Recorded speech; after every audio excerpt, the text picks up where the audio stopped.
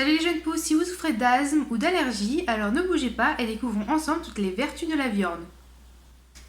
La viorne, appelée aussi viorne lantane, mancienne ou flexible, fait partie de la famille du chèvrefeuille. Son nom latin, viburnum, vient du mot vincio qui signifie tresser, car autrefois ces rameaux servaient d'osier. En Gémeaux, on utilise les bourgeons. La viorne est particulièrement connue pour son action sur la sphère bronchopulmonaire. C'est le draineur du poumon allergique.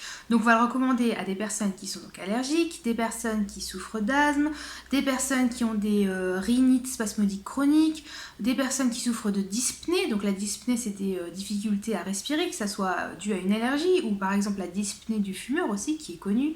On va aussi le recommander à des personnes qui souffrent de spasmes pulmonaires. Deuxième point, la viande va avoir une action sur le système dermatologique, sur la peau, notamment pour des personnes qui souffrent d'eczéma, et encore plus intéressant pour des personnes, notamment généralement des jeunes enfants, qui vont souffrir d'eczéma, qui vont avoir un traitement allopathique à base généralement de cortisone, et puis qui quelques temps après vont déclarer de l'asthme. C'est assez fréquent, et dans ces cas-là, la viande va être particulièrement pertinente.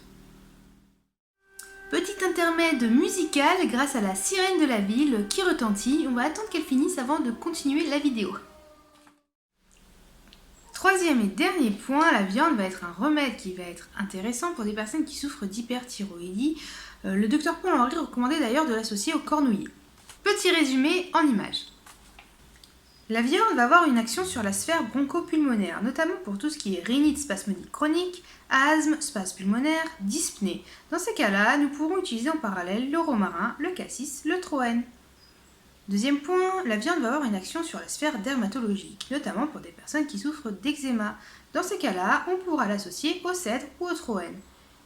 Troisième point, la viande va avoir une action sur la sphère hormonale, notamment en agissant comme équilibrant thyroïdien. Dans ces cas-là, on pourra l'associer au cornouiller. Cet épisode est un peu plus court que d'habitude car il y a finalement peu de choses à dire sur la viorne. Ça n'en reste pas moins un remède fabuleux et magistral. Je vous invite à le découvrir. Pour des personnes qui souffrent d'asthme, c'est vraiment magistral. Pour les personnes qui l'ont déjà testé, je vous invite à nous faire un petit retour d'expérience dans les commentaires. Ça peut être intéressant pour des personnes qui souhaiteraient tester ce macérat. Quoi qu'il en soit, je vous donne rendez-vous jeudi prochain pour un nouvel épisode de l'émission Bourgeons et Jeunes Pousses à la rescousse. Ça sera le 20e épisode, je vous réserve donc une petite surprise. À très bientôt.